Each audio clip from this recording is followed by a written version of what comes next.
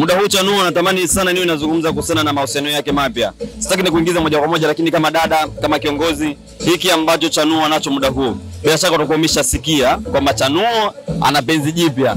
Kuna mtu anaitwa Steve. Mimi sijamuona, lakini utakuwa umeshawahi kusikia. Natamani nipate maneno yako muhimu kama dada. Unahisi ni maneno gani sahihi ya kumwambia juu ya mahusiano yake mapya? Umefurahi? Kuhusu Steve, mimi namjua. Namjua? Namjua.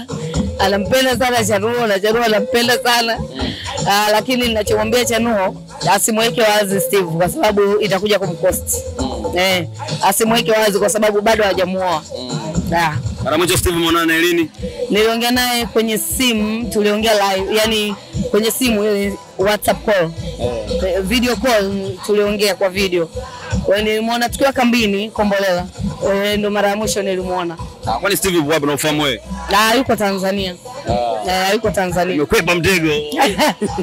Unajua unasema hivyo kambini? Hapana, Steve yuko Tanzania, wala sio muongo kweli. Kweli. Lakini kama dada unamshauri nini za sambali na hiki?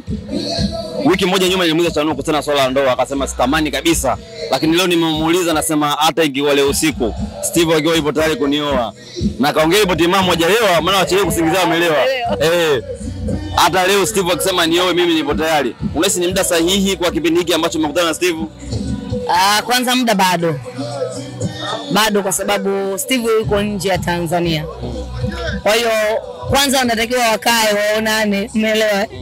Waishi pamoja, alafu wajuane tabia zao. Steve akubali udhaifu wa Chanuo na Chanuo akubali udhaifu wa Steve. Alafu waonane, je, tunaweza tukaishi? Kwa hiyo kama wataweza kuvumiliana na kustiriana aibu zao, basi ruksa kuoana. Lakini kwa sasa hivi siwezi kumwambia wewe. Director Machupa jana aliyekuwa mume wa Chanuo, kwa maana kwamba Madebe lidai alimposti Chanuo kwa kumuishi confidence story yake. Kama mwanaume unahisi hii mikaje? Mtu umeachana naye alafu anakuposti? Ikiwa ina maana nzuri ama ikiwa na tafsiri nzuri kwa aliyeposti, sio kitu kibaya. Ila ikiwa ina tafsiri mbaya ni kitu kibaya. Kwa maana unapomposti mtu ushaikuwa naye, kama hakuna ukakasi wowote baina yenu, ni kitu kizuri sana. Kwamba unamtakia heri kwenye siku ya kuzaliwa, huenda kuna maneno ulikuwa unatamani kumwambia, unamwambia siku hiyo. Kama imetoka moyoni for good, sio kitu kibaya. Ila kama unafanya katika sura fulani ya kinafiki ni kitu kibaya. Yani kama haumkubali bora uache. Sasa mimi naweza kusema kwamba ndugu yangu kama alifanya tu akiwa na roho safi, it's good thing. Kama alifanya kwa ajili ya kitu kingine, sio kitu kizuri. Wanaume wako hivi, wanaume sio wanafiki. Wanaume wamenyoka hivi, au sio? Watoto wa kiume ndio wanaweza kuwa wanafiki, ila mwanaume sio mnafiki. Kwa kama Madebe ni mwanaume, naamini basi alifanya kwa roho nzuri. Ila kama akafanya kwa tofauti, sio kitu kizuri. Wewe umekuwa na Chanuo muda mrefu, especially kwenye masuala mazima ya kazi. Migogoro mingi mara nyingi ninapokuwa nazungumza Chanuo na Madebe, wengi kama wanalala kuonekana kama vile Chanuo anaonewa hivi, Madebe kama ndo mkorofi, lakini leo naonesha Madebe amekifanya hiki. Kwa hiyo tunaweza tukasema kwamba Madebe ni mtu mbaya kwa Chanuo, au tusemeje hivi? Nadhani hiyo katika picha ya nje huwezi kujudge, kwa sababu wao wenyewe ndio wanajuana walivyoishi.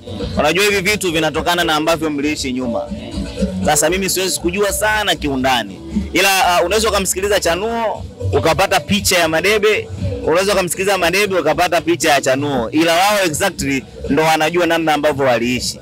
Sasa mimi wanapenda kusema kwamba huwa sipendi sana kuijaji shilingi kwa pande moja. Kwa sababu mimi nipo karibu na nani?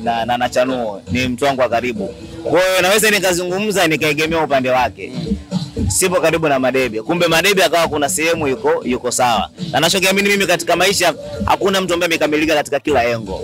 Ndio maana kwamba tuna udhaifu ndani yetu. Sasa usiri na ukweli wa hiki kitu wanakijua wao wenyewe. Ila mimi kitu kimoja ambacho sikipendi, kutumia hii kama stunt. Yaani mimi natamani ifike sehemu vitu viishe, alafu amani iwepo. Kwa nini? Kwa sababu wale ni wazazi. Ukitoa kwamba kuna vitu vingine vyote wanabaki kuwa ni wazazi. Tunaamini watoto role model wa kwanza kwenye maisha yao ni wazazi wao.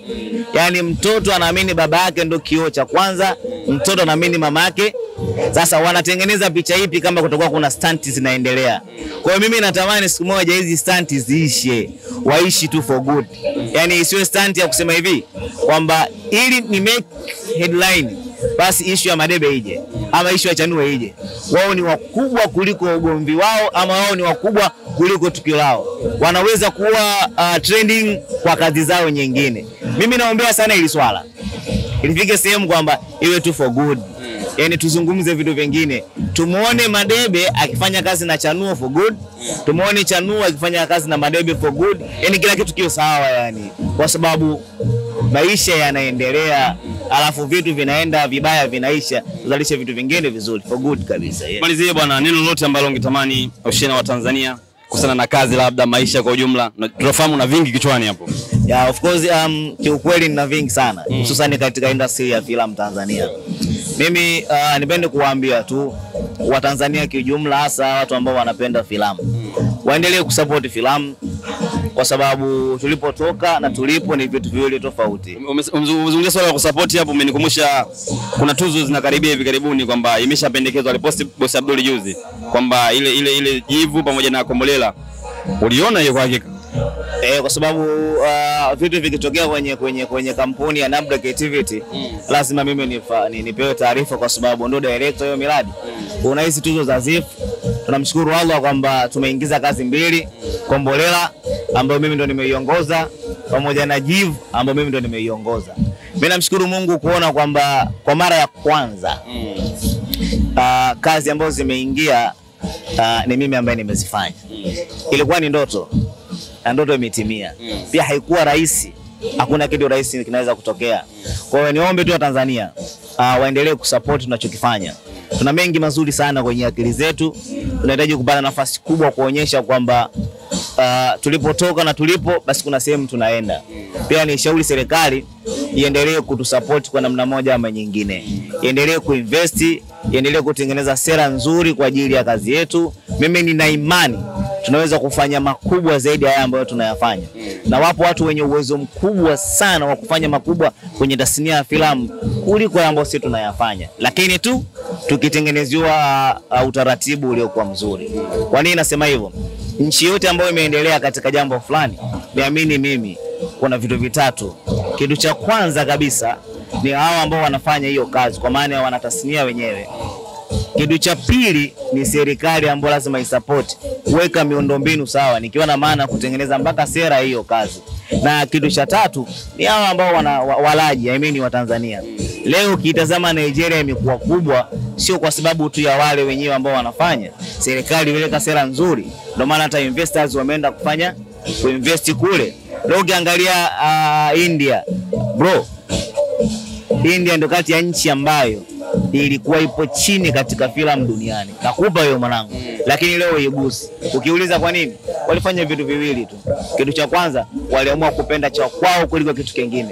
Kitu cha pili, waliwekeza kwenye filamu. Kwa watu waliwekeza, wale wahusika, serikali iliweka nguvu. Na mwaka 1997 waliweka sera ya filamu ambayo ilirahisisha kufanya vitu vingi katika filamu. Ndio maana leo soko limekuwa zuri, tasnia yao imekuwa kubwa. Umeelewa vizuri? Sisi Bongo na tunakuja hivyo hivyo. Kwa serikali ikiendelea kutupa nguvu zaidi, niamini mimi, miaka 3 ijayo hapo Netflix itakuja Bongo, itakuwa ina tawi lake hapa kama ilivyo kwa nchi zingine. Trust me brother. Yeah. Nyimbo lini tumalizie kwako za nyimbo nyingi au tuanjesha siku zile? Soon, so mimi naandaa EP. Kwa hiyo EP lazima kuwe na maandalizi ya uzinduzi, lazima kuwe na maandalizi ya kuwapa watu maalum kadi. Natamani sana kwenye uzinduzi wa EP yangu wawepo watu wengi sana.